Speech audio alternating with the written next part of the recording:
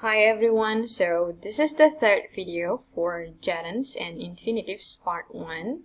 In the previous video we have discussed about some common verbs and special expressions followed by gerund. Now in this video we will learn about some common verbs followed by infinitives. Jadi pertama mungkin kita harus mengingat-ingat lagi ya, to infinitive itu apa sih sebenarnya. Nah, to infinitive ini biasanya adalah to yang diikuti oleh base verb. Gitu. Jadi to yang diikuti oleh base verb. Biasanya dia itu ada setelah verb utama dari sebuah kalimat. Gitu.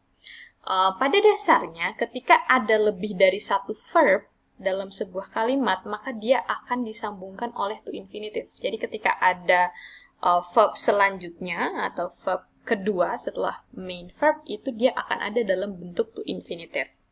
Tetapi ada juga itu yang biasanya akan berbentuk gerund seperti yang tadi kita pelajari. Nah, di sini kita akan melihat beberapa common verbs yang biasanya diikuti oleh to infinitive. Kembali lagi ini biasanya ya. Nah, gimana dong kalau diikuti gerund, Miss? Nah, mungkin bisa, tetapi tidak umum, ya. Mungkin di sini akan prefer menggunakan to infinitive saja. Contohnya, I hope to see you again soon. Atau, he promised not to be late. Or, Mr. Lee told me to be there at 10 o'clock. Jadi ini ada told-nya, dia merupakan main verb. Dan be ini adalah verb kedua. Nah, di sini harus disambungkan oleh to. Kalau yang tadi di common verbs followed by gerund itu kan I finish eating at 6 o'clock. Jadi finish kemudian diikuti oleh eating gitu. Walaupun sebenarnya bisa-bisa saja kita mengatakan I finished to eat gitu, tetapi dia tidak umum. Jadi kedengarannya tuh aneh gitu ya.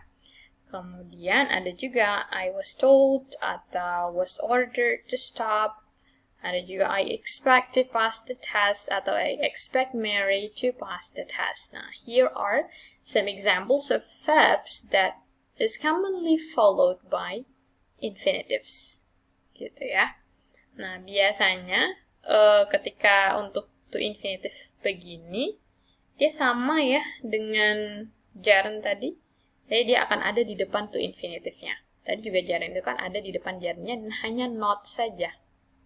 Hanya not saja, tidak pakai linking verb seperti do, does, was, is, MR, dan sebagainya. Itu. Alright. Nah, selain kata-kata yang ada dalam Selain kata-kata yang ada dalam contoh-contoh ini, ada beberapa verbs lagi yang umum diikuti oleh infinitive seperti yang ada di list ini. Ada promise, ada agree, ada pretend, ada want, need, and so on. And also there are group B, verb plus pronoun plus infinitive. Jadi contohnya tell someone to, or permit someone to, or would like someone to, and so on. Nah, these list of verbs or verb phrases are usually followed by to infinitives. Begitu ya. Lalu selanjutnya di 14.8 kita akan melihat common verbs yang either followed by infinitives or gerunds. Jadi kita mau tambahkan infinitive boleh, kita mau pakai gerund boleh. Bedanya apa, Miss? Kalau misalnya kita pakai infinitive atau kita pakai gerund? Nggak ada bedanya. Cuma beda bentuk saja. Gitu ya. Kalau diikuti to infinitive maka dia bentuknya verb. Kalau diikuti oleh gerund maka dia bentuknya noun. Gitu. Jadi it is up to you. It is up to your preference. Silahkan mau pakai infinitive atau gerund di kalimat kalian nanti untuk verbs yang ada di sini. Nah, contohnya ada begin, ada start, ada continue, ada like, love, prefer, hate, can't stand, atau can't bear. Mungkin untuk gampang mengingatnya, diingat saja ya, ada begin and start, continue, ini kan satu jenis ya. Lalu ada like, love, prefer, hate, can't stand, and can't bear. Ini kan dia dalam satu konsep juga suka atau tidak suka. Begitu. Nah, some of the examples would be first, it began to rain, or it began raining. I started to work, I started working. Dua-duanya sama-sama umum, sama-sama sering digunakan. Tidak ada bedanya. Gitu ya, artinya juga sama. Nah, terus kenapa kita belajar ini, Miss? Biar, sekali lagi, kalian bisa menggunakan a variety of sentences. Kalian bisa pakai yang pertama, kalian bisa pakai yang kedua untuk menunjukkan variety. Gitu ya. And then in group B, verb plus infinitive for gerund with a difference in meaning. Kalau yang tadi ini, dia tidak ada bedanya sama sekali ya, with no difference in meaning. Yang bawah ini dia ada bedanya sedikit. Contohnya, Judy always remember to lock the door. Remember to perform responsibility, duty, or task. And then Sam often forgets to lock the door. Forget to perform a responsibility. Nah, sedangkan di F ini adalah contoh penggunaannya dengan gerund. I remember seeing the Alps for the first time. The sight was impressive. Jadi remember ini dia remember something that happened in the past. Kalau yang remember to lock itu kan lebih ke kayak, lupa melakukan sesuatu. Kalau ini, ingat melakukan sesuatu. Suatu pekerjaan atau sebuah tanggung jawab gitu. Sedangkan yang menggunakan gerund ini dia lebih ke mengingat sesuatu yang terjadi di masa lalu gitu. And then ada juga ini I regret to tell you dan I regret lending. Nah, ini kalau I regret to tell you ini biasanya untuk informing someone of some bad news. Nah, sedangkan yang menggunakan gerund ini dia biasanya regretting something that happened in the past. Kalau yang ini kan aku menyesal meminjamkan dia uang. Kalau yang atas ini bukan menyesal sih, lebih ke kayak, mohon maaf, kami harus memberitahukan Anda bahwa Anda tidak lulus. Begitu. Dan ada juga, I'm trying to learn English. Try plus infinitive, make an effort.